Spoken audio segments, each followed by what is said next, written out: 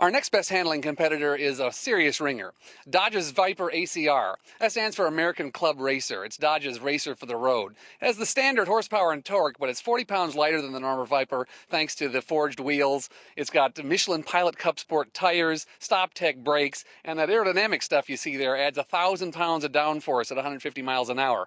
Not sure if we'll hit 150 at Laguna Seca, but I tell you, if this thing doesn't win the contest here, I'll be very surprised.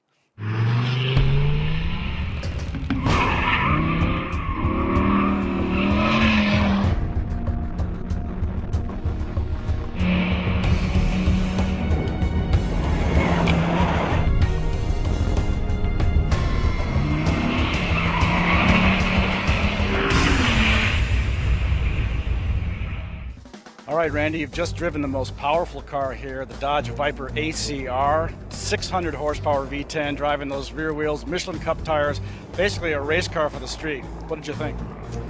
Well, we just made the jump to light speed. It's really a wormhole into another galaxy. The Viper ACR has the Michelin Pilot Sport Cup tires, which is a race compound DOT legal tire.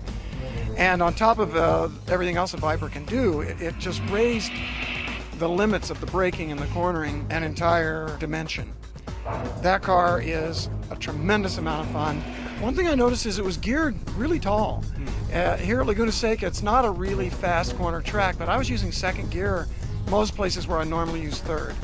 And I was barely getting to fourth going up the hill on the back to the corkscrew, which indicates that it's a tall gear. Now this car doesn't even offer traction control. Did you miss it? Did you notice the car putting the power down? How did it feel? I was so pleased to be driving without all the electronic controls. It was a wonderful experience. The traction control was not a problem. I mean, the car had so much grip that even with 600 horsepower and goodness knows how many pound-feet of torque, it would not break the tires loose unless you really coerced it in maybe second gear.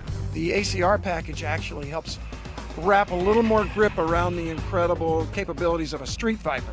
How about steering feel? How did the Viper treat you? It was brutal. G's were high, the steering effort was high. The steering was a little bit numb compared to the best like the Audi R8 and the BMW M3. But it was very quick, which I actually enjoyed, the quick ratio. And along that same line, I enjoyed the shifter, a good old H-pattern 6-speed that goes straight into a transmission. It's just, you're working metal on metal, got a big round shift knob. I loved it. In terms of overall handling feel, how did you rate the Viper compared to the rest of the cars today? Very high in terms of the numbers that it will pull, but rather brutal. A little bit more like riding a bull than riding a quarter horse.